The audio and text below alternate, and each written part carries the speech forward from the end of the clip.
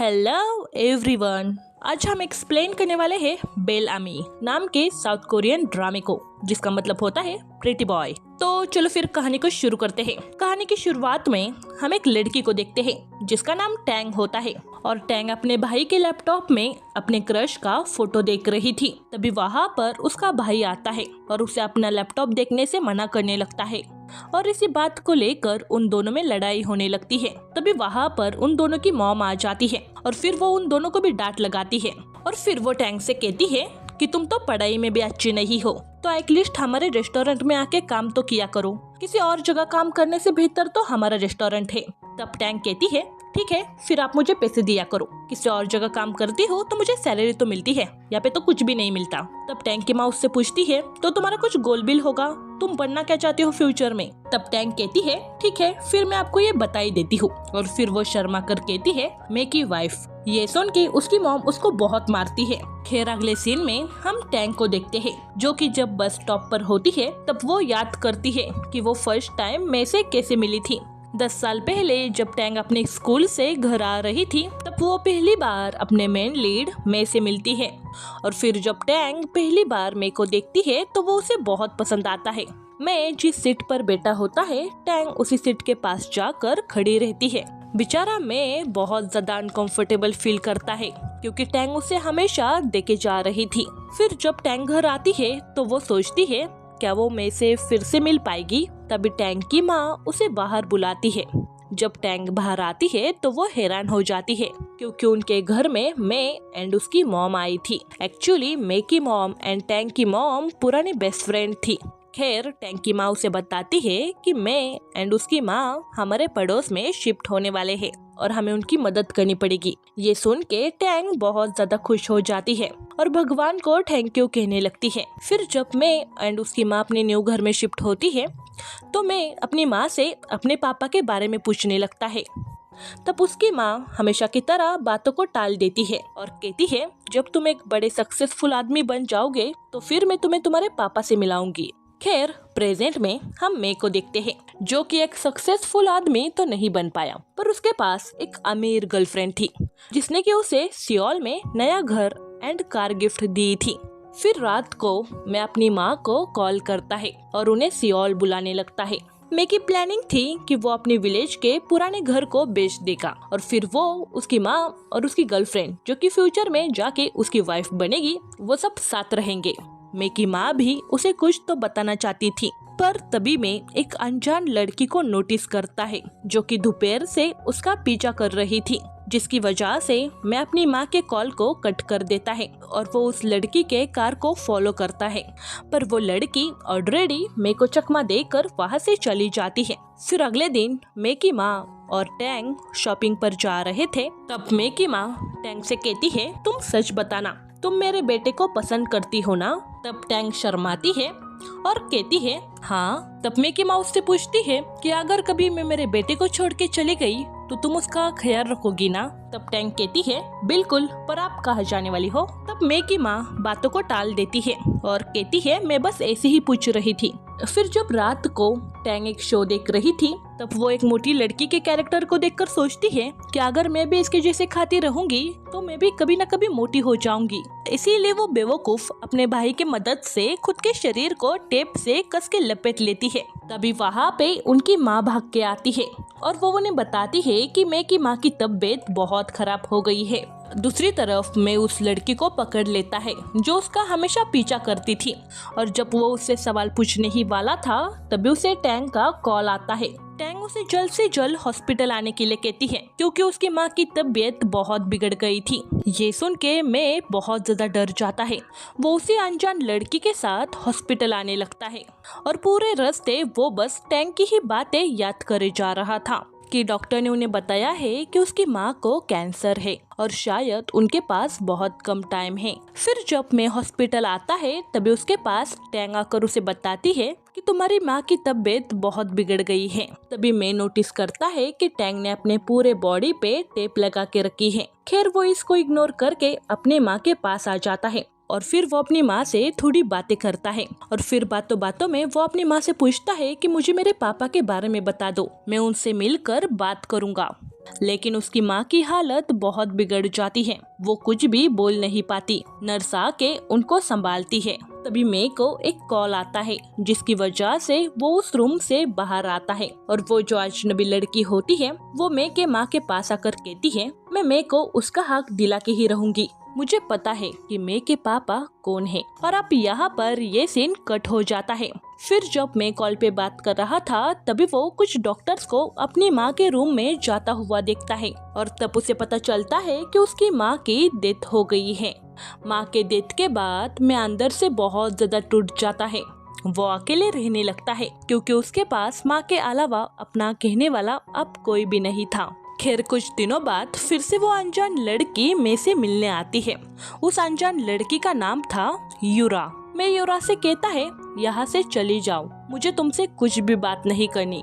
तब यूरा कहती है, अगर तुम्हें तुम्हारे पापा के बारे में जानना है तो कल मेरे घर आ जाना। और फिर वो उसे अपना एड्रेस दे देती है और वहाँ से चली जाती है। और उन दोनों को बात करता हुआ टैंग ने भी देखा था, जिसकी वजह से वो रात को बहुत परेशान होती है और वो सोचती है कि ये लड़की कौन है जो मेरे मे के साथ हमेशा रहती है। और फिर वो खुद को संभालती है और कहती है, जाने दो, कुछ भी हो जाए, पर मैं ही मेरे मे की वाइफ बनूंगी।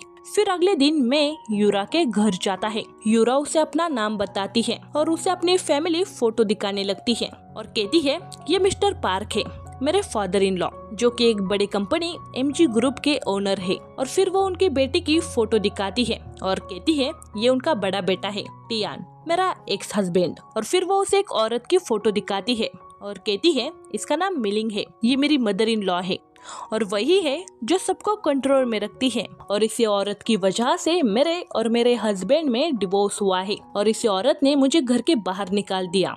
तब मैं उसके बातों को टालते हुए कहता है, तो तुम क्या चाहती हो, मैं तुम्हारे फैमिली के ऊपर एक सीरियल बनाऊं? वैसे मुझे तुम्हारे फैमिली में कोई इंटरेस्ट नहीं है। अगर कुछ इम्पोर्टेंट बात है तो बताओ, वरना मुझे जाने दो। तब यूरा कहती है, तुम्हें हमारे फैमिली में तभी इंटरेस्ट आएगा जब तुम्हें पता चलेगा कि मिस्टर पार्क ही तो तुम्हारे पापा है और तुम ही MG ग्रुप के रियल वारिस हो। ये सुन के मैं शॉक हो जाता है और फिर वो ये सब कंफर्म करने के लिए मिस्टर पार्क के कंपनी में आता है। वो मिस्टर पार्क से मिलना चाहता था, पर तभी उसे उसकी सौतेली माँ मेलिंग मिलती है। वो उससे पूछती है कि वो यहाँ पे क्यों आया है। तब मैं उसे बताता है कि मुझे किसी से तो पता चला है कि मैं ही मिस्टर पार्क का बेटा हूँ और मैं यही कंफर्म करने आया हूँ। तब मेलिंग हंसती है और कहती है, तुम जैसे भिखारी हर रोज यहाँ पर ऐसा दावा करते हुए आते हैं। एक काम करो, अगर तुम्हारे पास कुछ प्रूफ है तो मुझे दिखाओ। मैं के पास तो कोई प्रूफ नहीं था, इसीलिए वो चुपचाप खड़ा रहता है और कहता है, मेरे पास कुछ भी प्रूफ नहीं है। तब मेलिंग कुछ गार्ड्स को बुला के उसे बाहर फेंकने के लिए कहती है और मे को बहुत ज्यादा इंसल्टिंग फील होता है। फिर अगले दिन मैं यूरा से मिलने जाता है। तब यूरा उससे पूछती है, क्या उन्होंने तुम्हें भी मेरी तरह बाहर फेंकवा दिया? तब मैं उससे पूछता है कि आप मुझे क्या करना चाहिए जिससे मैं मिस्टर पार्क से मिल सकूं? तब यूरा उससे कहती है, मेरी मदर इन लॉ खुद को MG ग्रुप की क्वीन समझती है और अगर तुम्हें उनका सामना करना है तो तुम्हें किंग बनना पड़ेगा। और फिर यूरा मे को एक की देती है। फिर उसके बाद मैं टैंक के घर आता है और उसे जल्द से जल्द तैयार होके बाहर आने के लिए कहता है। फिर जब वो तैयार होके बाहर आती है तो वो मे के कार को देखकर हैरान होती है। फिर वो कार के पास आती है और वो कंफ्यूज होती है कि उसे कहाँ बैठना चाहिए, आगे या पीछे। तब मैं उससे कहता है, जल्दी बैठो, हमें कहीं तो जाना है। तो फिर वो आगे बैठ जाती है और बहुत खुश होती है। और फिर वो मैं से पूछती है कि हम कहाँ जाने वाले हैं। मैं कहता है, चुपचाप बैठो, जाने के बाद तुम्हें पता चल ही जाएगा। और फिर मैं टैंक को एक वेयर हाउस के पास लेकर आता है। वेयर हाउस के अंदर जाने से पहले वो टैंक से कहता है, क्या तुम मेरे साथ बिजनेस करोगी? अगर हम दोनों बिजनेस पार्टनर बन गए तो हम दोनों बहुत अच्छा प्रॉफिट कमाएंगे और तुम्हें हर रोज मेरे जैसे एक हैंडसम आदमी का चेहरा देखने मिलेगा। तब टैंक कहती है, तुमने मुझे समझ क्या रखा है? मैं सोचता है कि शायद ये एक साथ काम करने से मना करने वाली है। तब टैंक कहती है, मैं तुम्हारे साथ जरूर काम करूंगी, चलो हम दोनों साथ मिलकर बिजनेस बनाते हैं। फिर जब वो उस वेयर हाउस को खोलते हैं तो उसके अंदर बहुत सारे बॉक्सेस रखे होते हैं। फिर जब वो बॉक्स को खोलते हैं तो बॉक्स में हर एक बॉक्स में अनगिनत अलग अलग सॉक्स के जोड़े होते हैं। ये देखकर मैं शॉक। तो फिर मैं तुरंत यूरा से मिलने एक कॉफी शॉप में आता है और कहता है, तुम्हें क्या लगा मैं सॉक्स बेचूंगा? बिल्कुल नहीं। यूरा कहती है तो तुम्हें क्या लगा मैं तुम्हें बहुत सारे पैसे दे दूंगी? बिल्कुल नहीं। अगर तुम्हें पैसे कमाने हैं और तुम्हें किंग बनना है तो तुम्हें पहले छोटे छोटे चीजों से ही शुरुआत करनी पड़ेगी। तुम उन सारे सॉक्स को बेच दो और खुद का पैसा कमाओ, खुद का दिमाग चलाओ। फिर मैं टैंक से कॉल करके पूछता है क्या वो उसकी मदद करेगी सॉक्स बेचने में, तो वो तुरंत मान जाती है। फिर अगले दिन जब वो सियोल के रास्ते पे सॉक्स बेच रही थी तभी उसे पता चलता है कि सड़क पे सामान बेचने के लिए एक परमिट की जरूरत पड़ती है। तभी वहाँ पे पुलिस ऑफिसर आके उसका सामान जब्त करते हैं और उसे पुलिस स्टेशन लेके जाते हैं। फिर पुलिस स्टेशन में मैं आके उसे छुड़ा लेता है और काफी रात हो गई थी इसीलिए मैं उसे अपने घर लेकर जाता है। टैंग मैं के घर को देखकर बहुत खुश होती है और फिर मैं उसे एक रूम देता है और फिर उसे जमीन पे सोने के लिए कहता है। फिर अगले दिन वो टैंक को उठाने जाता है क्योंकि वो उसको वापस बस स्टॉप पे छोड़ने वाला था घर जाने के लिए। तब टैंग उसे बताती है कि मेरी तबीयत ठीक नहीं है। जब मैं उसके सर को टच करता है तब उसे पता चलता है कि टैंग को तो बहुत तेज फीवर है। खैर वो टैंग से कहता है कि वो आराम कर ले और जब तुम्हें अच्छा फील होगा तो तुम यहाँ से गाँव जा सकती हो। और फिर मैं वहाँ से चला जाता है। मैं के जाते ही टैंग बहुत खुश होती है और हमें यहाँ पे पता चलता है कि ये सब बस एक टैंग का नाटक था। वो तो घर से ही सोच कर आई थी कि अगर मैं के घर में रुकने का मौका मिले तो वो बीमार होने का नाटक करेगी।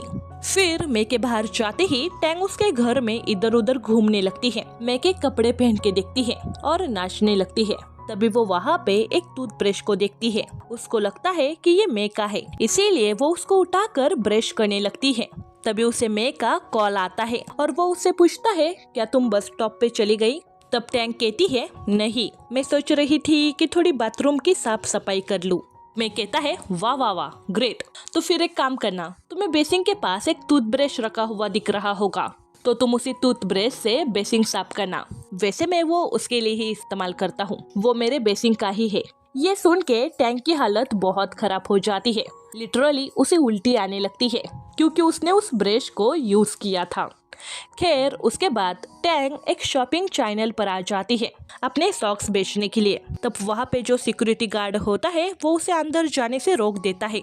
तब टैंग उसे बताती है कि मैं यहाँ पे सॉक्स बेचने आई हूँ। फिर वो सिक्योरिटी गार्ड उसे बाहर लेकर आता है और वो उसे कहता है कि तुम्हें हमारे मैनेजर डायरेक्टर से मिलना होगा, वही तुम्हारे इसमें कुछ हेल्प कर सकते हैं क्योंकि वो दिल के बहुत अच्छे हैं। फिर वो सिक्योरिटी गार्ड टैंग को उनके मैनेजर डायरेक्टर की कार दिखाता है जो कि बहुत ज्यादा पुरानी लग रही थी और उस पर धूल मिट्टी भी लगी हुई थी। टैंग को लगता है कि अगर वो उस कार को साफ कर देगी तो मैनेजर उससे इम्प्रेस हो जाएगा, इसीलिए वो उस कार को साफ करने लगती है। तभी वहाँ पे डेविड नाम का एक लड़का आता है जो कि उस शॉपिंग चैनल का एमडी होता है, मतलब मैनेजर डायरेक्टर।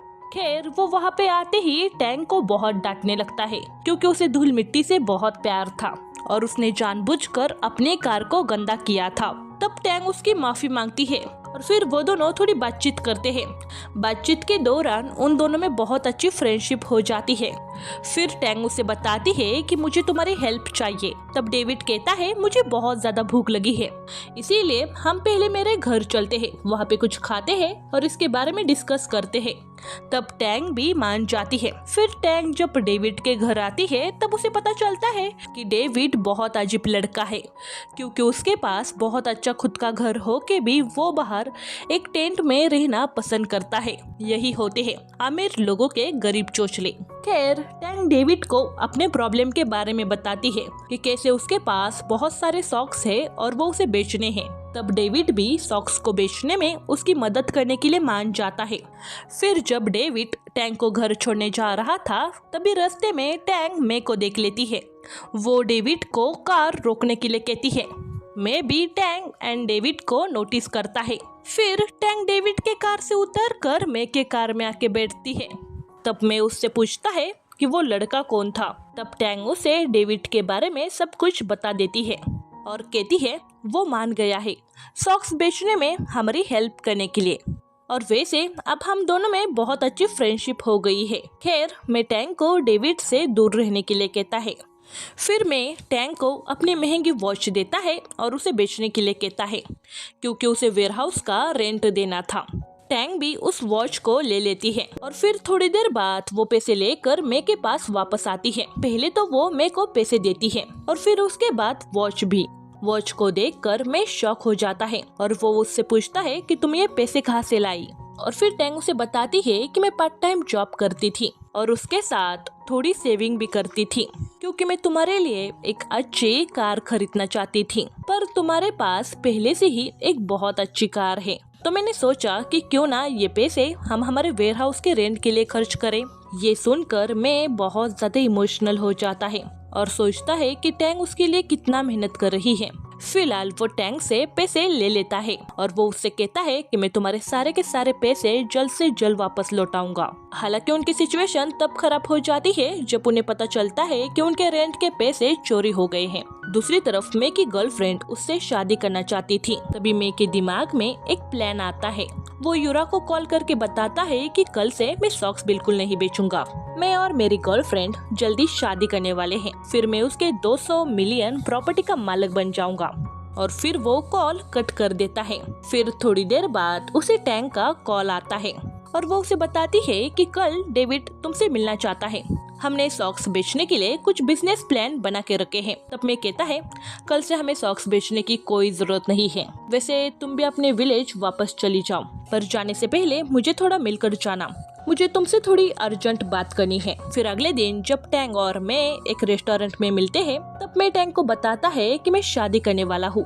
ये सुन के टैंग हैरान हो जाती है और वो उससे बहुत सारे सवाल पूछती है। क्या, कब, कैसे हुआ ये सब, कौन है वो बदसूरत लड़की और किसके साथ और क्यों?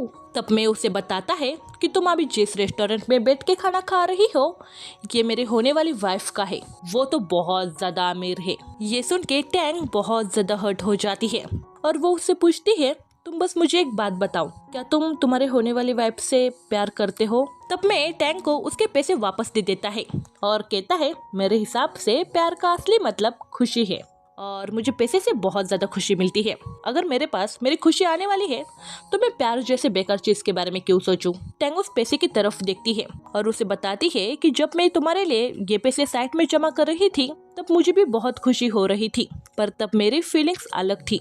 तब मैं कहता है मेरी जान ज्यादा सेंटी मत हो, जरा प्रैक्टिकल होके सोचो, फीलिंग्स कुछ टाइम के लिए रहती है पर पैसा लाइफ टाइम साथ देता है। तब टैंग में से कहती है ओके, तो मैं बस इतना ही चाहती हूँ कि तुम अपनी लाइफ में बहुत खुश रहो, तुम्हें तुम्हारी खुशी हर एक टाइम मिलती रहे। और फिर वो वहाँ से चली जाती है। मैं भी समझ गया था कि टैंग उसको पसंद करती है।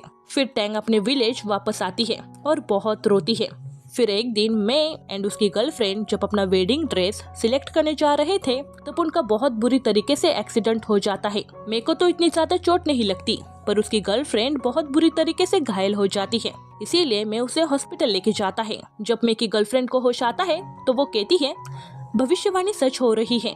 एक फाउंचूर टेलर ने मुझसे कहा है कि अगर मैं तुमसे शादी करूंगी तो मेरी पूरी जिंदगी बर्बाद हो जाएगी और मेरे सारे पैसे चले जाएंगे। और फिर वो रोते हुए मैं से कहती है मैं तुमसे बहुत प्यार करती हूँ लेकिन मैं तुमसे शादी नहीं कर सकती क्योंकि आज मैंने रियलाइज किया कि मुझे तुमसे ज्यादा मेरे पैसे से प्यार है और इसीलिए हमें ब्रेकअप करना चाहिए। और फिर वो उसे ब्रेकअप बोल देती है।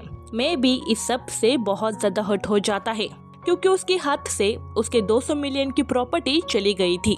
फिर रात को मे को टैंग का कॉल आता है और वो उससे कहती है मुझे पता है कि तुम्हारी शादी हो रही है लेकिन मैंने जो काम लिया है मैं उसे पूरा करना चाहती हूँ, इसीलिए मैं चाहती हूँ कि तुम एक बार डेविड से मिल लो हमारे बिजनेस के लिए। मैं चुपचाप बस उसकी बातें सुनता है और सोचता है कि अब तो मेरी शादी नहीं हो रही तो अब मुझे सॉक्स ही बेचने पड़ेंगे। फिर अगले दिन मैं टैंग के साथ डेविड से मिलने जाता है और वो वहाँ पे ऐसा प्रिटेंड करता है कि वो टैंग का बॉस है। मैं एंड डेविड बहुत एटीट्यूड के साथ हाथ मिलाते हैं।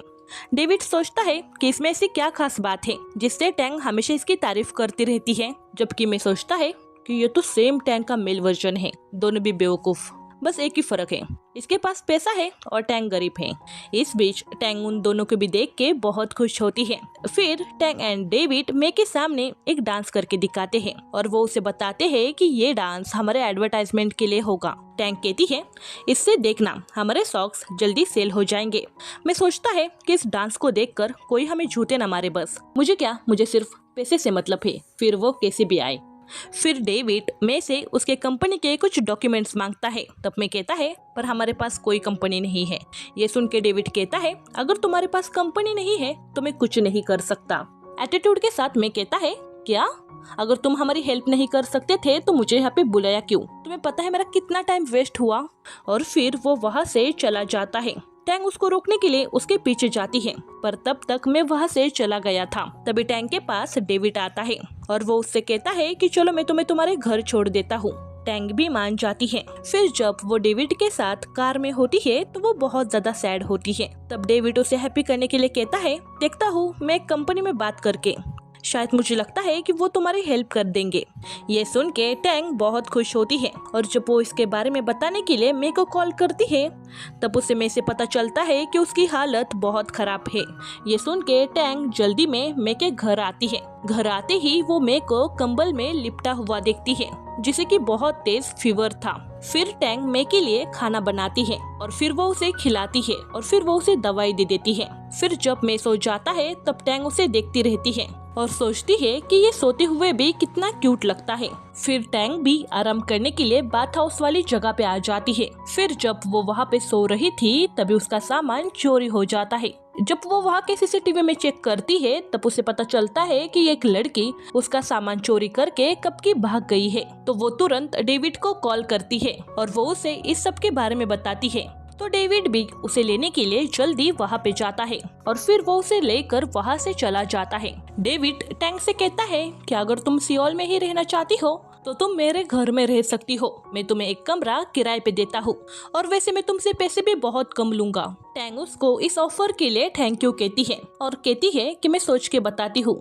फिर जब टैंग मे से मिलने आती है तब वो मे को किसी और ही लड़की को हक करता हुआ देखती है और उन दोनों को देखकर वो बहुत ज्यादा हर्ट हो जाती है। उसे लगता है कि ये मे की गर्लफ्रेंड है, पर दरअसल वो लड़की यूरा थी जो कि अपने हस्बैंड से झगड़ा करके आई थी और वो बहुत ज्यादा रो रही थी जिसकी वजह से मैं उसे शांत कर रहा था। खैर दूसरी तरफ टैंग डिसाइड करती है कि वो मैं से बहुत दूर चली जाएगी, इसीलिए वो अपने विलेज वापस आ जाती है और वो रात को बहुत ज्यादा शराब पीती है और नशे की हालत में टैंग अपनी माँ को बताती है कि मुझे सियोल में एक नया जॉब मिल गया है और अब मैं सियोल में ही रहने जाने वाली हूँ। अगली सुबह टैंग की माँ उसे जगाती है और वो उससे पूछती है क्या तुम सियोल नहीं जाने वाली? तब टैंग सोचती है कि मुझे सियोल तो जाना ही होगा अपने बिजनेस के लिए और फिर वो डेविड को कॉल करके उसे बुलाती है उसको लेने के लिए। जब डेविड उनके घर आता है तब टैंग की मॉम डेविड जैसे एक हैंडसम लड़के को देखकर बहुत खुश होती है। वो डेविड को बहुत अच्छे से ट्रीट करती है और उन दोनों में भी बहुत सारी बातें होती है।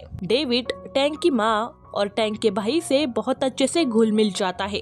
फिर डेविड टैंग को सियोल अपने घर लेकर आता है। टैंग भी डेविड के घर में किराए पे रहने के लिए मान गई थी। उसके बाद डेविड एंड टैंग मिलकर सॉक्स बेचने का डिसाइड करते हैं। वो इन सब के बारे में बताने के लिए एक दिन मे को बुलाते हैं। फिर जब वो तीनों अपने बिजनेस के प्लान के ऊपर डिस्कस कर रहे थे तब डेविड टैंग से कहता है कि वैसे कल रात तुम अपना फोन मेरे घर पर ही भूल गई थी। ये सुन के मैं हैरान हो जाता है और वो उससे कहता है क्या तुम दोनों एक साथ रहते हो? टैंग कहती है हाँ हम दोनों एक साथ रहते हैं। ये सुन के मैं शॉक। वो जल्दी में वहाँ से बाहर चला आता है। टैंग भी उसके पीछे पीछे जाती है उसे समझाने के लिए और वो उसे अपनी सारी सिचुएशन बताती है कि कैसे बाथ हाउस में उसका सारा सामान चोरी हो गया था और तब डेविड ने ही उसकी हेल्प की थी और उसे उसके घर पे रेंट पे रहने के लिए एक रूम दिया था। तब मैं गुस्से में कहता है कि सब से मुझे कुछ भी नहीं फर्क पड़ता, तुम बस अपना सामान पैक करो और यहाँ से विलेज चली जाओ, क्योंकि कोई नहीं बता सकता कि किसके दिमाग में क्या चल रहा है। और फिर वो वहाँ से चला जाता है। उसके जाने के बाद टैंग हंसती है और सोचती है कि थोड़ी सी तो सही पर मेरे को जेलसी तो हुई। फिर रात को मे के घर में उसका एक फ्रेंड आता है जो कि अपनी फैमिली के साथ झगड़ा करके आया था और आप उसे रहने के लिए एक अच्छी जगह चाहिए थी। तब मे के दिमाग में एक प्लान आता है। वो उसे लेकर जल्दी डेविड के घर आता है। डेविड जब उसके बारे में मे से पूछता है तो वो कहता है कि ये मेरा फ्रेंड है और मैं सोच रहा हूँ कि मैं इसको भी अपना बिजनेस पार्टनर बना लूं और वैसे इस बेचारे के पास भी घर नहीं है, तो तुमने जैसे टैंक को रहने के लिए रेंट पर एक रूम दी है वैसे तुम इसको भी दे दो तो बेचारे का भला हो जाएगा। और फिर मैं जाने से पहले टैंक से कहता है कि अपने रूम का डोर ठीक से बंद कर लेना क्योंकि ये दोनों लड़के बाहर टेंट में सोने वाले हैं और फिर वो वहाँ से चला जाता है। फिर कुछ दिनों बाद उनकी मेहनत रंग लाती है। वो अपने सारे सॉक्स को बेच देते हैं और फिर मैं, टैंग, डेविड एंड उनका न्यू फ्रेंड सेलिब्रेट करने लगते हैं। वो सब बहुत खुश होते हैं। एक दिन मैं से मिलने यूरा आती है और वो उससे कहती है कि तुम्हें अब अपनी न्यू कंपनी बनानी होगी, तभी तुम्हारे पास मिस मेलिंग आएगी और अगर वो तुम्हारे बराबर नहीं है तो तुम्हें उनके बराबर बनना होगा। इस बातों से मैं बहुत ज्यादा मोटिवेट हो जाता है। वो टैंक के पास आकर कहता है कि हमें अब खुद की न्यू कंपनी बनानी होगी। टैंग भी बहुत खुश होती है कि उसे फिर से मैं के साथ काम करने का मौका मिलेगा। फिर जब वो चारों डेविड के घर में अपनी सक्सेस पार्टी कर रहे होते हैं, जहाँ पर मैं, टैंग एंड डेविड को एक साथ देखकर बहुत जेलस फील करता है, तब टैंग का हाथ गलती से जल जाता है। ये देखकर डेविड जल्दी में घर के अंदर भाग जाता है मलहम लाने के लिए। तब मैं भी बहुत ज्यादा डर जाता है। वो तुरंत टैंग को अपने कंधे पे उठा लेता है और कहता है हमें अभी के अभी हॉस्पिटल जाना होगा और वो उसे हॉस्पिटल लेकर आता है। जब टैंग और मैं हॉस्पिटल के बाहर आते हैं तब टैंग बहुत खुश होती है और अपने दिमाग में ख्याली पुलाव पकाने लगती है कि क्या शादी के बाद भी मैं मेरा ऐसा ही ख्याल रखेगा। खैर अगले दिन से टैंग एंड डेविड अपने नए कंपनी के काम में बिजी हो जाते हैं और उनको देखकर जल कुकड़ा में बहुत ज्यादा जेलस हो जाता है। दूसरी तरफ डेविड और टैंग को एक साथ काम करते हुए बहुत ज्यादा मजा आता है और इसी बीच डेविड कहीं ना कहीं रियलाइज करता है कि वो टैंग को पसंद करने लगा है। फिर फाइनली उनकी कंपनी बन के तैयार हो जाती है। वो सब डिसाइड करते हैं कि वो उनकी कंपनी का नाम टैंग के नाम पे रखेंगे, क्योंकि टैंग की वजह से ही आज उनकी कंपनी यहाँ तक बन पाई है। उनकी कंपनी एक ब्रांड सोल्यूशन कंपनी होती है, मतलब मार्केट में चलने वाले कुछ प्रॉब्लम्स को वो सॉल्व करते थे। पर उनकी कंपनी का सीईओ सिर्फ मैं होता है। शुरू में तो उनकी कंपनी बहुत अच्छे से ग्रोथ करने लगती है। फिर एक दिन टैंग डिसाइड करती है कि वो सब मिलकर एक रेस्टोरेंट में पार्टी करेंगे और फिर वो इसके बारे में मैं से पूछती है तो मैं भी तैयार हो जाता है। पर तभी मैं को एक लड़की का कॉल आता है और फोन पे बात करने के बाद वो टैंग को पार्टी में आने के लिए मना कर देता है। तब टैंग बहुत ज्यादा उदास हो जाती है। फिर टैंग, डेविड और उनका एक फ्रेंड मिलकर रात को पार्टी करने लगते हैं। तब टैंग बहुत ज्यादा ड्रिंक करती है क्योंकि उसने पहली बार मैं से कुछ तो पूछा था। बीच में डेविड टैंग को रोकने की कोशिश करता है पर वो नहीं रुकती और बहुत ज्यादा शराब पीती है और फिर वो अकेले ही घर जाने लगती है। रास्ते में टैंग मेरे को कॉल करके बहुत सारी बातें सुनाती है और डेविड भी उसके पीछे पीछे चल रहा था। टैंग की बातों से मैं भी समझ जाता है कि शायद ये पूरी तरीके से टली है, जिसकी वजह से वो टैंग को वही रुकने के लिए कहता है। तब डेविड आके टैंग को संभालता है और वो मेरे को बताता है कि मैं टैंग को अपने घर लेके जा रहा हूँ। फिर कुछ देर बाद वहाँ पर मैं आ जाता है और फिर वो टैंग को देखकर सोचता है कि ये लड़की मुझे कितना परेशान करती है। और फिर कुछ दिनों बाद मेरे को अपना खुद का एक केबिन मिल जाता है और अब वो ऑफिशियली सीईओ बन जाता है। टैंग मे के लिए बहुत खुश थी। टैंग मे को एक नेम प्लेट गिफ्ट देती है। तब मैं उस नेम प्लेट को देखकर कहता है ये तुम किस बच्चे की नेम प्लेट उठा के लाई, ये बहुत ज्यादा बचकानी है, इसे लेके जाओ।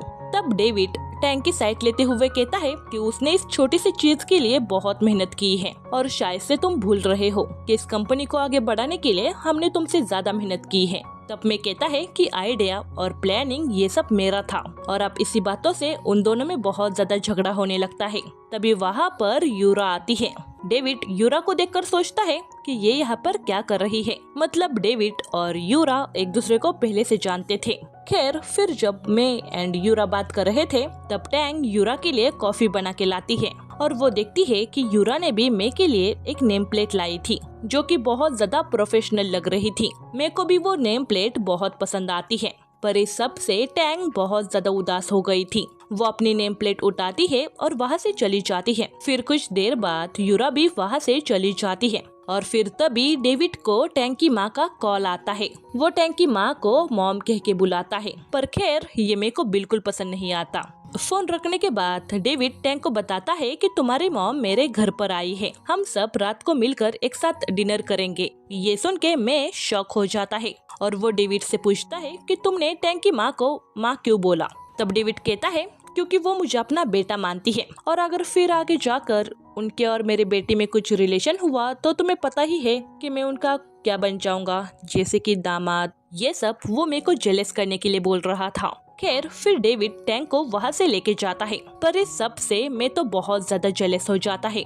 घर जाने के बाद उसके दिमाग में वही सब ख्याल चल रहे थे कि वो सब डेविड के घर में क्या कर रहे होंगे, और फिर वो ये सब जानने के लिए डेविड के घर जाने लगता है। डेविड के घर के बाहर से ही मैं देखता है कि टैंग एंड उसकी फैमिली डेविड के साथ बहुत अच्छे से घुल मिल गए हैं और वो सब एक फैमिली की तरह खाना खा रहे थे और वो सब बहुत सारी बातें भी कर रहे थे और हंस भी रहे थे। मतलब एक तरीके से वो बहुत एंजॉय कर रहे थे। मैं ये देखकर बहुत ज्यादा जेलस हो जाता है। खैर थोड़ी देर बाद उसके दिमाग में एक प्लान आता है। वो पुलिस को कॉल करके बताता है कि हमारे पड़ोसी बहुत ज्यादा शोर कर रहे हैं, जिसकी वजह से हमें बहुत ज्यादा परेशानी हो रही है। जब पुलिस वहाँ पे आते हैं वार्निंग देने के लिए, तब वो सब बहुत ज्यादा परेशान हो जाते हैं कि किसने उनके खिलाफ ऐसी झूठी कंप्लेंट की। और वैसे मैं उन सब पर अपने कार में बैठ के दूर से नजर रख रहा था। वो उनको इतना परेशान देखकर बहुत खुश होता है और फिर वो वहाँ से चला जाता है। खैर फिर जब टैंक की माँ को पता चलता है कि टैंक डेविड के घर में रह रही है और उन दोनों ने मिलकर एक कंपनी बनाई है, वो बहुत खुश होती है। खैर टैंक की माँ उससे पूछती है कि तुम्हारी कंपनी एग्जैक्टली क्या काम करती है। तब टैंक अपनी माँ को बताती है कि हम सॉक्स बेचने का काम करते हैं। तब टैंक की माँ को लगता है कि डेविड की सॉक्स की कंपनी है और वो इसके बारे में टैंक से पूछती है। तब टैंक उन्हें मना करती है और गलती से उसके मुंह से मे का नाम निकल जाता है कि वो कंपनी मे की है, न कि डेविड की। तब ये सुन के टैंक की माँ उसे डांटने लगती है कि तुम उस मे को इसे भूल क्यों नहीं चाहती, उसमें ऐसा क्या है। खैर एक दिन मयूरा मे से मिलने आती है और वो मे को आइडिया देती है कि तुम्हें अपनी कंपनी को प्रमोट करना चाहिए। वैसे तुम्हारी कंपनी को प्रमोट करने के लिए मेरे दिमाग में एक एक्ट्रेस है, देखो उससे बात करके कुछ होता है क्या। वैसे मैं तुम दोनों की एक मीटिंग फिक्स करवाती हूँ। मेरे को भी ये आइडिया अच्छा लगता है और वो भी उस एक्ट्रेस से मिलने के लिए तैयार हो जाता है। अगले दिन वो उस एक्ट्रेस से मिलने के लिए एक कॉफी शॉप में चला जाता है, जहाँ पर उन दोनों की मीटिंग यूरा ने फिक्स करवाई थी। और जब वो दोनों बात कर रहे थे तब कोई तो उनकी फोटो खींच लेता है और फिर उनके डेटिंग के रूमर्स फैलने लगते हैं। जब इस खबर के बारे में टैंक को पता चलता है तो वो बहुत ज्यादा परेशान हो जाती है और सोचती है कि अब मैं एक एक्ट्रेस को डेट करने लगा है जो कि बहुत ज्यादा फेमस है और अब इस सब से उसका फायदा भी है, तो अब मुझे सच में उसके बारे में सोचना बंद कर देना चाहिए। फिर जब डेविड और टैंक लंच कर रहे थे तब डेविड टैंक को मे के बारे में पूछता है। तब टैंक कहती है मैं आप हमारे साथ क्यों लंच करेगा, वो तो बहुत ज्यादा बिजी हो गया है अपने फेमस गर्लफ्रेंड को डेट करने में और अब वो उसके साथ ब्रेकफास्ट लंच और डिनर तीनों करेगा और अब वैसे उसे हमारी जरूरत कहाँ है। तब डेविड कहता है क्या मैं की गर्लफ्रेंड और वो भी एक एक्ट्रेस, ये सब मुझे एक अफवाह लगती है। टैंक कहती है हाँ ये भी हो सकता है, मैंने तो इसके बारे में सोचा ही नहीं, शायद ये सब अफवाह ही होगी। वैसे मैं बहुत हैंडसम है और उसके पीछे ऐसी छोटी मोटी लड़कियां पड़ती ही रहती हैं क्योंकि वो ज्यादा लड़कियों पे ध्यान नहीं देता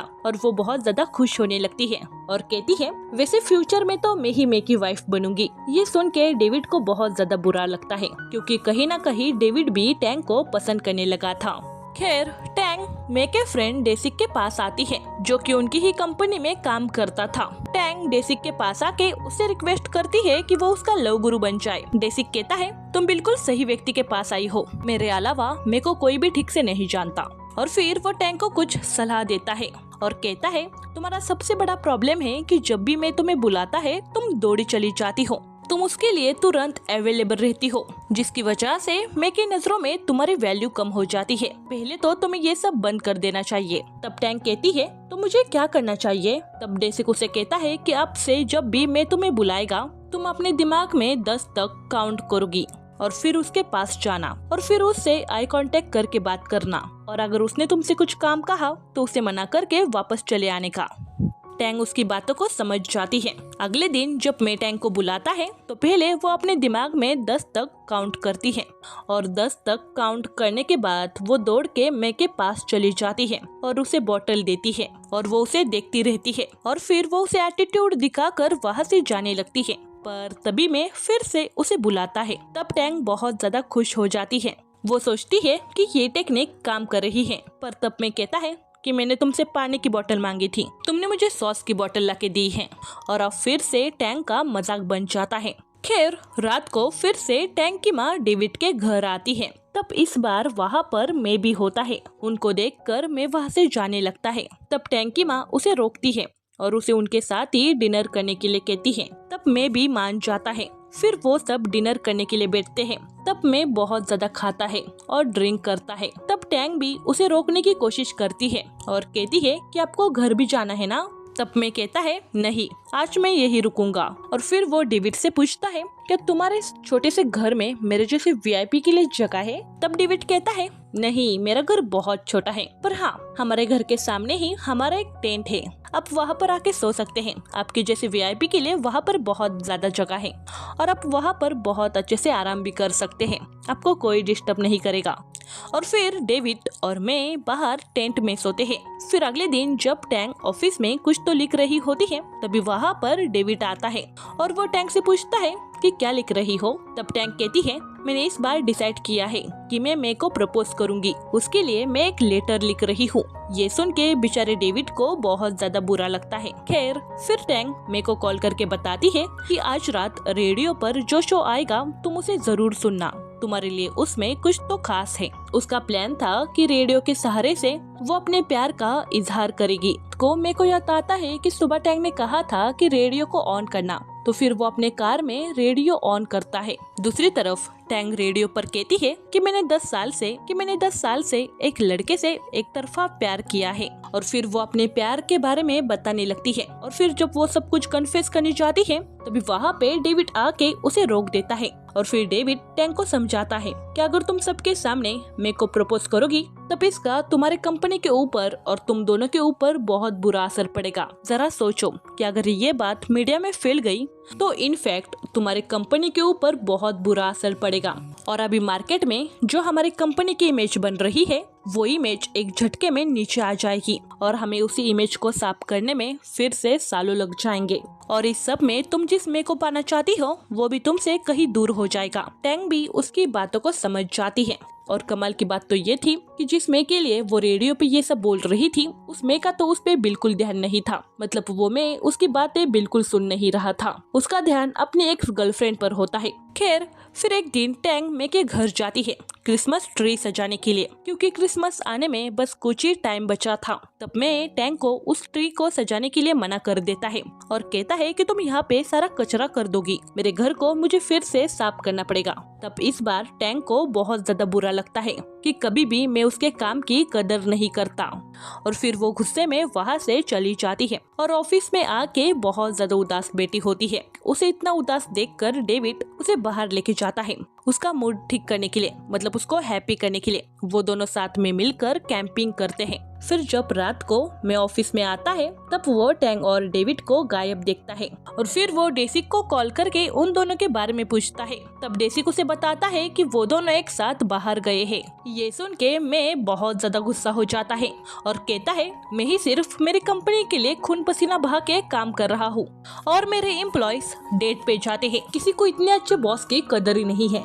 फिर कुछ टाइम बाद डेविड मे के पास आकर कहता है तो मेरे और टैंग के बारे में किसी और से पूछने के अलावा अगर मुझसे ही पूछते तो मैं ही तुम्हें अच्छे से बता देता। और फिर वो मे से डायरेक्टली पूछता है क्या तुम टैंग को पसंद करते हो।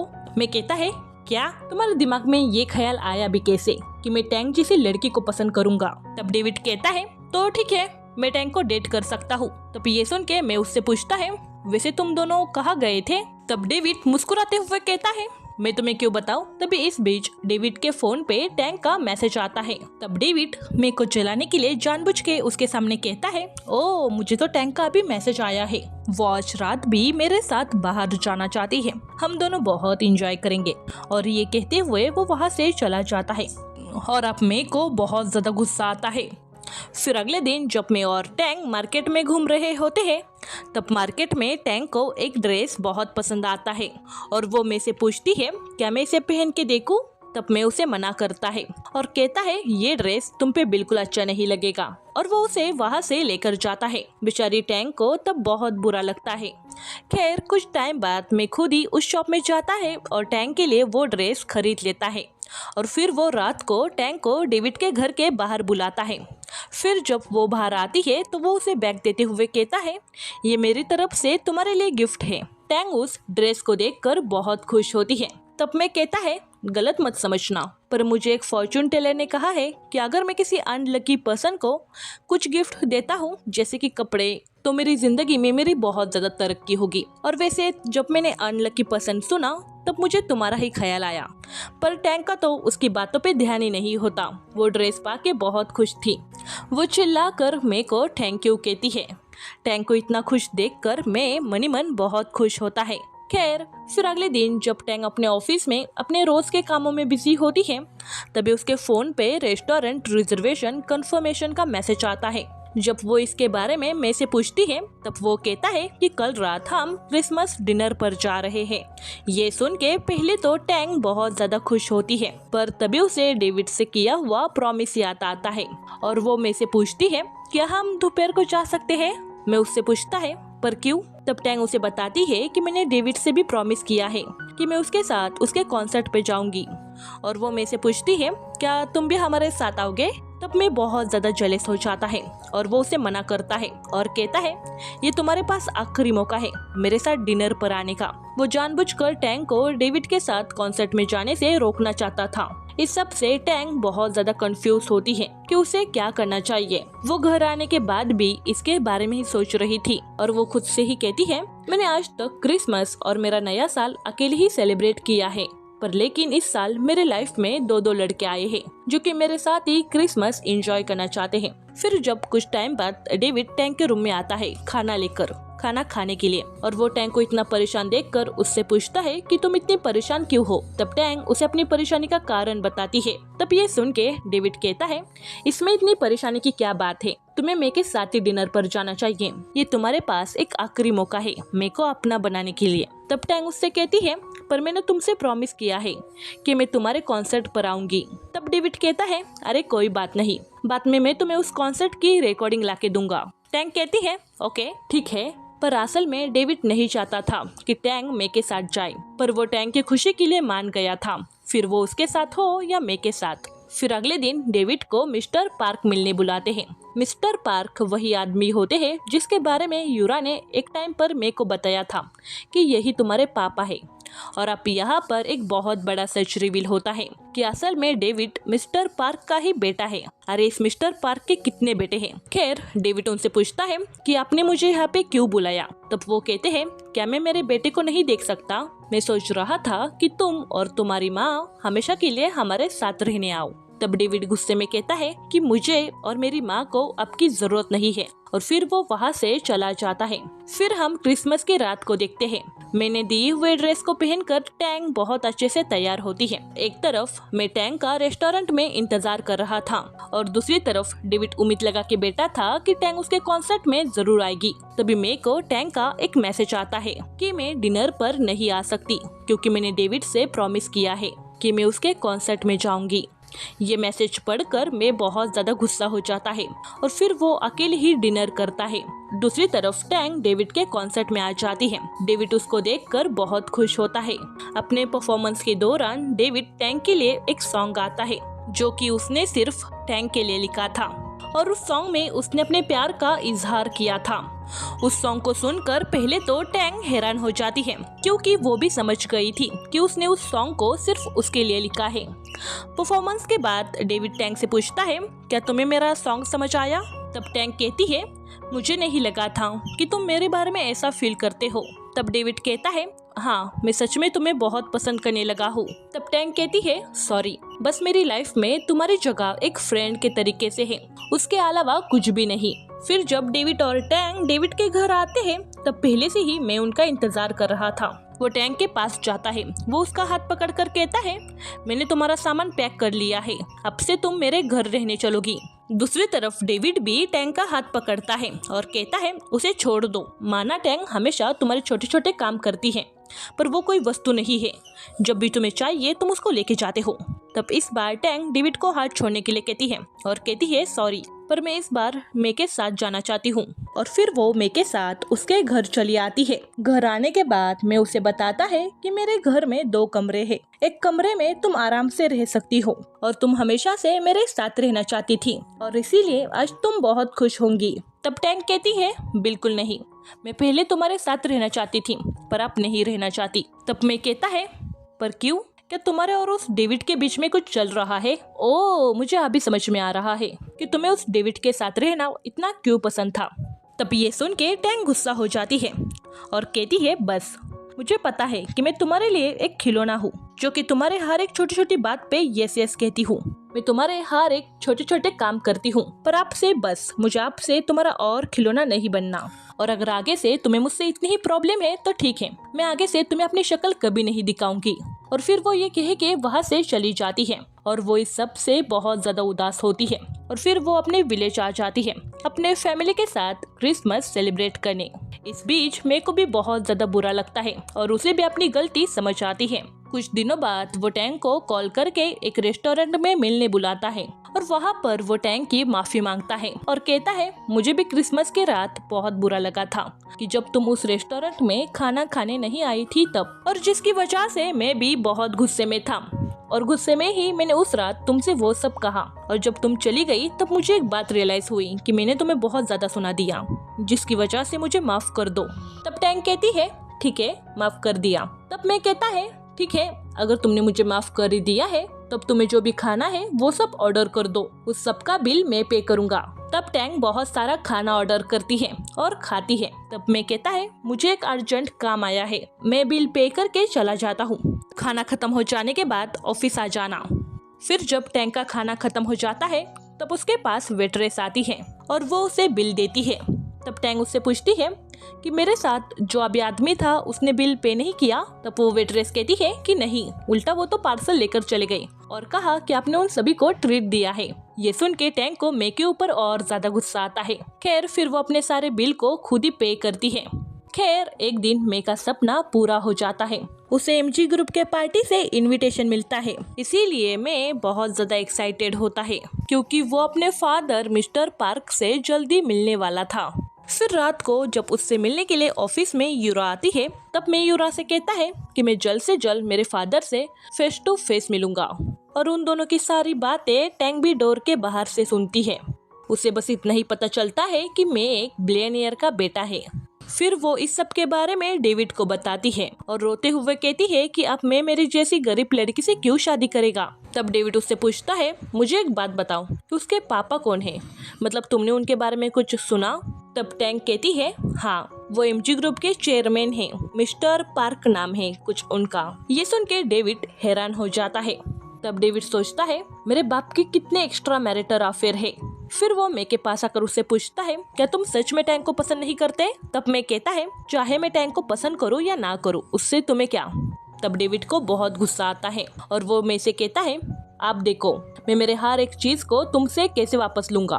फिर डेविड गुस्से में तुरंत अपने पापा के मतलब मिस्टर पार्क के सेक्रेटरी को कॉल करके बताता है कि वो भी पार्टी में आने वाला है। फिर पार्टी के रात में बहुत खुश होकर पार्टी में जाता है क्योंकि उसको ऐसा लग रहा था कि मिस्टर पार्क उसको पहचान लेंगे, पर मिस्टर पार्क उसे पहचानते नहीं। मेन पॉइंट, वो उसकी तरफ देखते भी नहीं। फिर कुछ टाइम बाद वहाँ पर डेविड आता है। तब मिस्टर पार्क डेविड को अपने फैमिली से मिलाते हैं और वो अपनी फैमिली को बताते हैं कि ये मेरे फ्रेंड का बेटा है, मतलब वो उसे ऐसे इंट्रोड्यूस करवाते हैं। फिर कुछ टाइम बाद मिस मेलिंग मे के पास आती है और वो उसका मजाक उड़ाते हुए कहती है, देखो तुम्हारे पापा ने तो तुम्हारी तरफ देखा भी नहीं, तुम जो इतने बड़े मुंह से कह रहे थे कि वो तुम्हारे पापा है, पर उन्होंने तो तुम्हें पहचानने से ही मना कर दिया, तो पार्टी से चले जाओ वरना और बेइज्जती सहोगे। और तब मैं बहुत इंसल्टिंग फील करता है और तब वो उस पार्टी से चला जाता है। और वो इस सब से इतना तो समझ गया था कि आप सच में उसका इस दुनिया में कोई नहीं है। खैर एक दिन एक बड़े कंपनी के डायरेक्टर मे के सामने एक प्रस्ताव रखते हैं उनकी बेटी शिन से शादी करने का, क्योंकि उनकी बेटी शिन ने मे को मिस्टर पार्क के पार्टी में देखा था और तभी से उसे मे बहुत पसंद आया था और वो अब मे से शादी करना चाहती थी। फिलहाल मे कुछ भी जवाब नहीं देता। खैर उसके बाद शिन खुद ही मे को एक बड़े सी पार्टी में बुलाती है, मतलब इनवाइट करती है। फिर मे भी उस पार्टी में जाता है जहाँ पर पहले से ही डेविड और टैंग भी आए होते हैं। और फिर शिन माइक लेकर सबके सामने अनाउंस करती है कि मैं उसका बॉयफ्रेंड है। तब वहाँ पर जो शिन के फ्रेंड होते हैं वो उसे चिढ़ाने लगते हैं कि वो झूठ बोल रही है। तब शिन कहती है, तो ठीक है, तो ये प्रूफ करने के लिए मेरा बॉयफ्रेंड वो करेगा जो अब तक किसी के बॉयफ्रेंड ने नहीं किया। और फिर वो बहुत रूड तरीके से मे को अपना जूता चाटने के लिए कहती है और फिर वो मे के कान के पास आकर कहती है, चुपचाप मैं जो कह रही हूँ वो करो, मैं तुम्हें इसके लिए बहुत सारे पैसे दूंगी। तब मैं भी गुस्से में कहता है, मैं तुम्हारी रिस्पेक्ट करता था इसीलिए मैं इस पार्टी में आया। तब शिन कहती है, वरना क्या, मैं तुम्हारी कंपनी को एक झटके में बर्बाद कर दूंगी, इसीलिए मैं जो कहती हूँ वो करो, चुपचाप मेरे जूते चाटो। और जूते चाटने की बात टैंग ने भी सुन ली थी, जिसकी वजह से वो गुस्से में शिन के पास आके उसे जोर से एक थप्पड़ मारती है और वो शिन से कहती है, तुम्हारी हिम्मत कैसे हुई मेरे में से इतनी घटिया हरकत करवाने की। और फिर वो में से कहती है, मुझे पता है कि तुम एक ऐसे इंसान हो जो अपने सपने के लिए पूरी दुनिया से लड़ सकते हो, पर क्या एक घमंडी औरत के लिए तुम अपनी असलियत बेच दोगे? पर कम से कम उतना तो बनो जितना मैं तुम्हें जानती हूँ, भले ही तुम मुझसे प्यार मत करो और कभी इस घमंडी लड़की से तो शादी बिल्कुल मत करना। तुम्हारी सेल्फ रिस्पेक्ट इसके ब्रांडेड जूतों से ज्यादा बड़ी है। तब शिन के बॉडीगार्ड आके टैंग को पकड़ते हैं और उसे पुलिस के हवाले कर देते हैं। शिन को मारने के चक्कर में टैंग को जेल में डाल दिया जाता है। जेल में उससे मिलने के लिए डेविड और मैं आते हैं। डेविड टैंग से कहता है, मुझे तुम्हें छुड़ाने के लिए मुझसे जो हो सके मैं वो करूँगा, और वहाँ से चला जाता है। और फिर थोड़ी देर बाद मैं टैंग के पास आकर कहता है, चिंता मत करो, मैं तुम्हें यहाँ से जरूर बाहर निकालूंगा। और फिर वो शिन से मिलने उसके घर जाता है। तब शिन में से कहती है, मुझे लगा ही था कि तुम मेरे पास जरूर वापस आओगे। तब शिन कहता है, मैं तुम्हारे पास ना ही माफी मांगने आया हूँ और ना ही रिक्वेस्ट करने, मैं बस इसीलिए आया हूँ क्योंकि उस टाइम हमारी बातें थोड़ी अधूरी रह गई थी। तुम्हें क्या लगा कि उस चिंदी से पैसे के लिए मैं तुम्हारे कदमों में मेरी सेल्फ रिस्पेक्ट रखूंगा? बिल्कुल नहीं। और वैसे मुझे मेरी कंपनी को कैसे आगे बढ़ाना है ये मैं अच्छे से जानता हूँ। और रही बात टैंक की, तो मैं उसको तो छुड़ा ही लूंगा। और मैं बस तुमसे यही कहने आया था कि तुम ये बात हमेशा याद रखना कि मैं इस दुनिया में किसी से भी शादी कर लूंगा। और मैं बस तुमसे इतना ही कहने आया था कि मैं तुम जैसी घमंडी लड़की से कभी शादी नहीं करूंगा। और आगे से अगर टैंक को और मुझे परेशान करने की कोशिश की तो मुझसे ज्यादा बुरा कोई नहीं होगा। खैर, दूसरी तरफ डेविड अपने कनेक्शन और पावर का यूज करके टैंक को जेल के बाहर निकाल देता है। टैंक भी इस सब से बहुत ज्यादा डरी हुई थी और वो डेविड को गले लगा के बहुत रोती है। तब डेविड उसे शांत करता है और उन दोनों को दूर से मैं देख रहा होता है और वो भी बहुत ज्यादा हर्ट हो जाता है। और वो ये बात समझ जाता है कि टैंक के लिए डेविड ही बहुत अच्छा लड़का है और इसीलिए वो डिसाइड करता है कि वो अब से टैंक को ना ही परेशान करेगा और ना ही उसे अपने कोई भी छोटे छोटे काम बताएगा और ना ही उससे ज्यादा बात करेगा। मतलब अब वो टैंक से बहुत ज्यादा दूर रहने वाला था। फिर एक दिन में बहुत ज्यादा शराब पीता है और फिर जब वो घर आता है तब पहले से ही टैंक उसका इंतजार कर रही थी, क्योंकि मैं टैंक का फोन नहीं उठा रहा था और ना ही वो टैंक से ठीक से बात कर रहा था। नशे की हालत में मैं बहुत ज्यादा इमोशनल हो जाता है। वो टैंक से कहता है, टैंक तुम्हें पता है इस दुनिया में मैं सबसे ज्यादा प्यार मेरी माँ से करता हूँ। मैं मानता हूँ कि मेरी लाइफ में अब तक बहुत सारी लड़कियाँ आई, पर उसमें से एक भी लड़की से मैंने सच्चा प्यार नहीं किया था। पर उनके पास ज्यादा पैसा था इसीलिए मैं उनके साथ था, पर एक्चुअली मुझे पता ही नहीं कि रियल प्यार क्या होता है। पर हाँ, मैं जिसे भी पसंद करता हूँ मैं उसे खोने से बहुत ज्यादा डरता हूँ और अब पता नहीं क्यों, पर मैं तुम्हें भी खोने से बहुत ज्यादा डरने लगा हूँ टैंक। मैं चाहता हूँ कि तुम हमेशा मेरे साथ रहो। ये सुन के टैंक हैरान हो जाती है। फिर एमजी ग्रुप के मीटिंग के दौरान मिस मेलिंग को पता चल जाता है कि डेविड के पास उनके कंपनी के बहुत सारे शेयर्स है। और फिर वो रात को इसके बारे में जब अपने हस्बैंड से पूछती है कि डेविड कौन है, पार्टी में तो आपने कहा था कि वो आपके फ्रेंड का बेटा है, पर उसके पास हमारे कंपनी के इतने शेयर्स कैसे हैं? तब फाइनली मिस्टर पार्क मतलब उसके हस्बैंड उसे बताते हैं कि डेविड मेरा बेटा है। और ये सुन के मिस मेलिंग बहुत हैरान होती है। फिर वो अगले दिन मे को एक कॉफी शॉप में मिलने बुलाती है और वो मे से पूछती है, क्या तुम जानते हो कि डेविड कौन है, मतलब उसकी रियल आइडेंटिटी? तब मैं कहता है, नहीं, मैं डेविड के बारे में इतना कुछ नहीं जानता, बस मैं इतना जानता हूँ कि वो बहुत अमीर है, मैंने तो कभी उसके फैमिली को भी नहीं देखा। तो फिर मिस मेलिंग मे को डेविड का रियल नेम बताती है जो कि गोऑन होता है और वो उसे बताती है कि डेविड मिस्टर पार्क का बेटा है।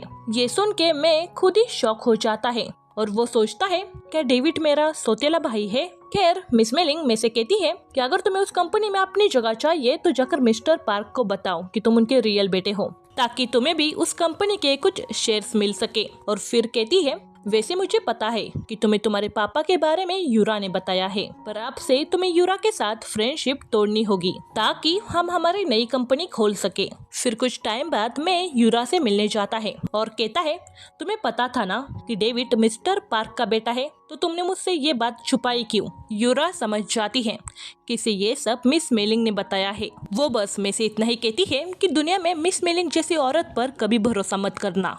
अगर तुमने उसके साथ कोई डील करने का सोचा है तो मैं पहले ही बता देती हूँ कि उसमें तुम्हारा ही लॉस होने वाला है। तब मैं कहता है, तो तुम कौन सी दूध की धुली हो? तुमने भी तो अपने फायदे के लिए ही मेरा इस्तेमाल किया। और फिर वो उसको बहुत सारी बातें सुनाता है और फिर वो वहाँ से चला जाता है। फिर जब वो घर आता है तो वो अपने घर में टैंक को देखता है जो कि उसके लिए गिफ्ट लेकर आई थी। टैंक ने मे के लिए एक टाई लाई थी। मैं उस टाई को ले लेता है और वो उससे पूछता है कि ये टाई किस ब्रांड की है। तब टैंक कहती है, मैंने इसे एक मॉल से खरीदा है, वो भी बहुत प्यार से। मुझे सच में ब्रांड के बारे में इतना कुछ पता नहीं है। तब मैं कहता है, मैं एक बड़े कंपनी का CEO हूँ। क्या तुम्हें लगता है कि वाकई मैं इस टाई को पहनूंगा जो कि किसी भी ब्रांड की नहीं है? तब टैंक कहती है, मुझे लगा ही था। तो ठीक है, मैं इसको वापस लेके जाती हूँ। और फिर वो जैसे ही उस टाई को लेने जाती है तब मैं उस टाई को पीछे कर लेता है और कहता है, रुको, तुम अगर इतनी प्यार से लाई हो तो मैं इसको जरूर पहनूंगा, पर एक बार। फिर एक दिन मिस मेलिंग यूरा के पास जाती है और वो उससे मे के बारे में पूछती है। तब यूरा हंसकर कहती है, आखिरकार तुम मेरे पास आ ही गई। और अब यहाँ पर सबसे बड़ा सच रिवील होता है कि अब तक हम जिस मे को मिस्टर पार्क का बेटा समझ रहे थे वो तो असल में मिस्टर पार्क का बेटा था ही नहीं, वो असल में मिस मेलिंग का बेटा है। मैं मिस मेलिंग का वो बेटा है जो उसको शादी से पहले हुआ था और मे को जन्म देती ही मिस मेलिंग ने उसे किसी और को दे दिया था संभालने के लिए, क्योंकि तब मिस मेलिंग उसकी रिस्पॉन्सिबिलिटी नहीं ले सकती थी। और वैसे मिस्टर पार्क और मे का कोई भी खून का रिश्ता नहीं है। जब मिस मेलिंग को पता चलता है कि मैं उसका खुद का बेटा है तो वो बहुत ज्यादा शॉक हो जाती है, क्योंकि उसने इस सब की कभी उम्मीद नहीं की थी। यूरा मिस मेलिंग से कहती है, तुम्हें अपने बेटे को देखकर कैसा लगा? एक टाइम था जब तुमने मुझे अपने परिवार से अलग कर दिया था, तो अब मैंने तुम्हारे बेटे को ही तुम्हारे सामने लाकर खड़ा कर दिया। खैर इस सब के बाद भी मिस मेलिंग मे से मिलने जाती है और वो उसे सारी सच्चाई बता देती है कि मिस्टर पार्क तुम्हारे फादर नहीं है, पर मैं तुम्हारी माँ हूँ। और फिर वो उसे सब कुछ बताती है कि उसने उसे क्यों छोड़ा था। ये सब सच्चाई जान के मैं भी बहुत ज्यादा हैरान होता है। मिस मेलिंग में से कहती है, भले ही तुम मेरे बेटे हो, पर उस टाइम भी मुझे तुम्हारी जरूरत नहीं थी और अभी भी मुझे तुम्हारी कोई जरूरत नहीं है। तुम उस टाइम भी मेरे लिए एक परेशानी थे और अभी भी बस परेशानी हो, इसीलिए प्लीज मेरे लाइफ से जितना हो सके उतनी दूर चली जाओ। ये सुन के मैं बहुत ज्यादा हर्ट हो जाता है, क्योंकि अब तक वो जिसे अपनी माँ समझ रहा था वो तो कभी उसकी सगी माँ थी ही नहीं, और जो उसकी रियल माँ थी उसने तो कभी उसको एक्सेप्ट ही नहीं किया था। बेचारा इस सब से बहुत ज्यादा हर्ट हो जाता है। वो इस सब के बारे में टैंक को बताता है, पर आप सबको पता ही है कि टैंक उसकी कितनी दीवानी है। वो इस बुरे टाइम में भी मे का साथ नहीं छोड़ती। वो उसको इस सब से बाहर निकालने की कोशिश करती है। वो उसको हमेशा हंसाने की कोशिश करती थी और इसी बीच वो मे से प्रॉमिस करती है कि भले ही उसके साथ कोई ना रहे, पर वो अपने आखिरी टाइम तक उसका साथ देगी। और इसी बीच मे भी रियलाइज करता है कि टैंग उससे कितना प्यार करती है। वही थी जो शुरू से मे के साथ थी। वो इमोशनल होके टैंग के पास जाता है। वो उसे हक करते हुए कहता है, थैंक यू हमेशा मेरा साथ देने के लिए, मुझसे कभी दूर मत होना। ये सुन के टैंग भी बहुत ज्यादा खुश हो जाती है। खैर एक दिन मे को मिस्टर पार्क मिलने के लिए एक रेस्टोरेंट में बुलाते हैं और फिर मिस्टर पार्क मे से कहते हैं, मैंने जब तुम्हें पार्टी में देखा था तभी मैंने तुम्हारे बारे में पता लगाना शुरू किया था और तभी मुझे पता चला कि तुम मेरी वाइफ मिस मेलिंग के बेटे हो, जिसका कि मैंने काफी टाइम से खर्चा उठाया था। और वैसे शादी से पहले ही मिस मेलिंग ने मुझे अपने पास्ट के बारे में सब कुछ बताया था। और जब मैंने तुम्हें पहली बार देखा था तब तुम बहुत छोटे थे और वैसे तब तुम एक औरत को अपनी माँ समझ रहे थे और वो औरत भी तुम्हारी बहुत अच्छे से देखभाल करती थी। और ये सब मैं तुम्हें इसीलिए बता रहा हूँ ताकि तुम हमारे फैमिली में कभी इन्वॉल्व होने की कोशिश भी मत करना। और अब तक तुमने जितने भी ब्रांडेड चीज पहने हैं वो मैंने तुम्हें खरीद के दिए हैं। मैंने ही तुम्हारा शुरू से लेकर बड़े तक का सारा खर्चा उठाया था। तुम्हारी पढ़ाई, तुम्हारे पास जो विलेज में घर है वो भी मैंने दिया है। मैं तुम्हारे हिस्से के सारे पैसे तुम्हारी देखभाल करने वाली माँ को पहले ही दे चुका था। मेरे लिए तुम बस एक इन्वेस्टमेंट थे, ना कि मेरे फैमिली मेंबर। ये सुन के मैं बहुत ज्यादा हर्ट हो जाता है। वो अकेले ही बहुत ज्यादा रोता है और फिर वो डिसाइड करता है कि वो सबसे बहुत ज्यादा दूर चला जाएगा, क्योंकि वो अब अपनी वजह से किसी को भी परेशान नहीं करना चाहता था। फिर वो एक दिन टैंक के पास आकर कहता है तुम्हें डेविड से शादी करना चाहिए क्योंकि वो तुम्हारे लिए बिल्कुल सही है। वैसे मैं किसी के बारे में नहीं सोचता पर तुम मेरे टाइप की नहीं हो। तब टैंक में से कहती है क्या तुम पागल हो गए हो, ये तुम क्या कह रहे हो। मैं कहता है प्लीज मुझसे बहुत दूर हो जाओ, मुझे अकेला छोड़ दो। और वो डेविड के घर से चला जाता है। और ये पहली बार होता है जब टैंग उसके पीछे नहीं जाती, वो उसे थोड़ा सा टाइम देती है अकेले रहने के लिए। जैसे जैसे टाइम बीतता है मे को टैंग की बहुत याद आती है। उसका मन हमेशा टैंग को मिलने के लिए कह रहा था। दूसरी तरफ टैंग की फैमिली एंड डेविड उसका बहुत ख्याल रख रहे थे, पर इस बीच भी टैंग मे को बहुत मिस कर रही थी। फिर एक दिन फाइनली टैंग मे के बारे में पता लगाती है और फिर वो मे से मिलने के लिए उसके पास चली जाती है। और फिर वो मे के पास आकर कहती है मैं तुमसे और दूर नहीं रह सकती। मुझे नहीं पता कि तुम्हें क्या हुआ है पर मुझे तुमसे बात करना बहुत पसंद है। तुम्हें तंग करना, तुम्हें परेशान करना बहुत पसंद है। प्लीज मुझसे कभी दूर मत होना। और तब मैं भी उसे कस के गले लगाता है और कहता है मैं भी तुमसे दूर नहीं रह पा रहा था। और फिर वो दोनों बहुत रोते हैं। फिर एक दिन मैं मिस मेलिंग से मिलने उनके ऑफिस में जाता है और वो मिस मेलिंग से कहता है कि आपसे मेरे और आपके बीच में कोई भी रिश्ता नहीं है और मैं आपसे अब बहुत दूर चला जाऊंगा और वैसे मैं कभी भी आपको अपनी शक्ल नहीं दिखाऊंगा। बस क्या मैं आपको एक बार माँ कह के बुला सकता हूँ। तब मिस मेलिंग रोते हुए कहती है मुझे कभी भी माफ मत करना और मुझे कभी भी माँ कह के मत बुलाना, मैं उस शब्द के लायक नहीं हूँ। फिर मैं मिस मेलिंग की तरफ देखकर कहता है शायद हमारी किस्मत में माँ बेटा बनना कभी लिखा ही नहीं था। अपना ख्याल रखना माँ मिस मेलिंग। और फिर वो वहाँ से चला जाता है मिस मेलिंग की लाइफ से हमेशा के लिए दूर। फिर एक दिन जब मैं और टैंग एक रोमांटिक लंच कर रहे थे तब टैंग बहुत जल्दी जल्दी खाने लगती है। तब मैं उससे कहता है धीरे धीरे खाओ, क्योंकि दरअसल उसने उसके खाने में एंगेजमेंट रिंग छुपा के रखी थी। तब टैंग कहती है मुझे लगता है कि मैंने एक बड़ी चीज कुछ तो खा ली है, शायद वो एक रिंग थी और शायद वो अब मेरे पेट में गई है, हमें डॉक्टर के पास जाना होगा। तब मैं भी बहुत ज्यादा परेशान हो जाता है और कहता है तुम कभी नहीं बदलोगी, चलो।